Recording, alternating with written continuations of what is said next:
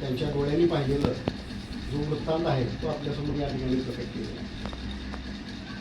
खरं पाहिलं असता आपल्या सर्वच महापुरुषाच्या पुण्यानं आपण आज ह्या स्थितीमध्ये दिसतोय. त्याला एकच कारण आहे की आपल्या महापुरुषांना जे त्याग केलेला आहे आपल्यासाठी, ज्या महापुरुषांनी आपल्यासाठी झगडलेलं आहे, ज्या महापुरुषांनी आपल्याला सर्व काही हक्क जे मिळवून दिलेले आहेत, त्या हक्काचं प्रतीक म्हणून आज आपण या ठिकाणी थाटामाटामध्ये या ठिकाणी आज बापूचा सुद्धा, नाहीतर आमची लोक ज्या वेळेला जायची म्हणजे मृत्यू व्हायचा त्यावेळेला कुत्र्या मांजराच्या सुद्धा त्याचा संस्कार मेल्यानंतर चांगल्या पद्धतीत व्हायचा. परंतु आमचा माणूस मेला म्हणजे या ठिकाणी तेवढी मोल किंमत असायची. आणि हे फक्त किंमत आम्हाला यायचं कारण छत्रपती शिवाजी महाराजांचा विचार, बाबासाहेब आंबेडकरांची या ठिकाणी चळवळ ही आम्हाला आजपर्यंत इथपर्यंत घेऊन आलेली आहे. आणि म्हणून आम्हाला कसं तुम्हाला थोडंसं वाईट वाटेल, परंतु आम्हाला आमच्या जीवनामध्ये खऱ्या अर्थानं बदल घडवायचा जर असेल तर आम्हाला कोणताच देव धावून आला नाही की चल बाबा तुझं कल्याण करतो, तुला मी देवदर्शन देतो. देवाचं दर्शन घ्यायला गेलं तरी आम्हाला कुत्र्यागत मारायची, त्यावेळचा काळ होता. परंतु या सर्व गोष्टीला आम्हाला बाबासाहेबांनी आमचं जे स्वातंत्र्य आहे, रयतेचं राज्य निर्माण करण्याचं बाबासाहेबांनी जो विडा उचलला त्यानुसार आज आम्ही खऱ्या अर्थानं ताटमाने उभे आहोत.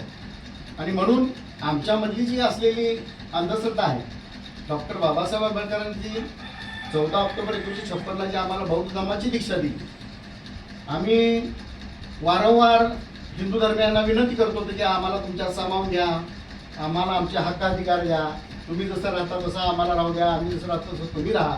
परंतु ती कसल्या पद्धतीने त्यांनी आमची मागणी मान्य केली नसल्यामुळं डॉक्टर बाबासाहेब आंबेडकरांनी वैतागून बौद्ध धर्मामध्ये या ठिकाणी प्रवेश केला. आणि तो बी धम्म, तो जो धम्म आहे तो आता आपला शेतकरी कुळामधला भगवान गौतम बुद्ध म्हणजे तो मराठा कुळाचा खऱ्या अर्थानं कुणबी, त्या व्यक्तीनं भारत देशामध्ये निर्माण केलेला बौद्ध धम्म. आणि तो बौद्ध धम्म धर्म नसून धम्म आहे, विचारावर आधारित असलेला धम्माचा आम्हाला स्वीकार करण्यासाठी त्यांनी दिलं. आणि त्यामुळंच आम्ही आजला माणसात आहोत अशा पद्धतीची भावना. म्हणून आमच्या समाज घटकातील लोकांनी किंवा सर्वच मानवाच्या ज्या कल्याणासाठी जे आजला धावत आहेत त्यांनी फक्त विज्ञानवादी विचारावर आरूढ जर झालं तर खऱ्या अर्थाने त्यांची प्रगती आणि प्रगतीच होणार. आणि म्हणून अंधश्रद्धामुक्त जीवन जगण्यासाठी आणि बाबासाहेब आंबेडकरांचे, छत्रपती शिवाजी महाराजांचे, शाहू महाराजांचे, महात्मा फुल्यांचे विचार घेऊन जर आपण खऱ्या अर्थानं वाटचाल केली तर आपली प्रगती झाल्याशिवाय राहणार नाही. बापूचा या ठिकाणी आपण लेखाजोखा या ठिकाणी सांगितलं आहे. सर्वच माझ्या वडिलापासून 1 नंबर, 2 नंबर, 3 नंबर, 4 नंबर हे 4 भावंड होते. त्यांनी एक विश्वासानं आणि जिद्दीनं, चिकाटीनं या ठिकाणी तुमच्या म्हणजे मी म्हणतो मराठ्यांची ज्या ठिकाणी जमीन आहे त्या ठिकाणी एक महार समाजाचा व्यक्ती जमीन घेतो, हे सुद्धा त्या काळामध्ये एक वैभव वेगळं होतं. आणि म्हणून ती जमीन घेतली, लहान भावंडांनी त्याचा सांभाळ केला. आजला बऱ्यापैकी 3 जर गेली, 1 जरी राहिला तर ती सुद्धा जमीन आज नागाच्या स्वरूपामध्ये या ठिकाणी ती जमीनाची या ठिकाणी ठेवलेली आहे. कारण आम्हाला सुद्धा सोलापुरामध्ये इथे येत असताना कुठेतरी एक आधार आहे, 5 मिनिटं बसू शकतो, पाणी पिऊ शकतो. माझे आहेत, हे सुद्धा सोलापूर पिऊ शकतात, हे माझे आहेत. म्हणून जो असा मैत्री भावनेचा जो भाग आहे तो सांभाळण्याच्या दृष्टिकोनातून नसून आपल्या परीनं प्रयत्न करायचा.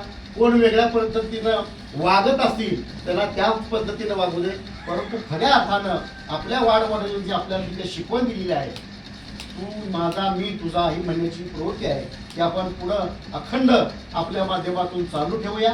आणि म्हणून सर्वच क्षीरसागर परिवाराच्या वतीनं व पाहुणे मंडळीच्या वतीनं सुद्धा पाहुणे मंडळीच्या वतीनं सुद्धा या ठिकाणी बापूंना भावपूर्ण श्रद्धांजली, आदरांजली अर्पण करूया. सर्वांच्या प्रती या ठिकाणी मंगलकामना व्यक्त करतो. आणि 2 मिनटं आपण आपल्या जागेवर शब्दता पडायची आहे आणि त्यानंतर इथं फुलं ठेवलेली आहेत, ती फुलं ठेवायची आहेत आणि वंदन करायचं आहे. मग कार्यक्रम आपला संपतो.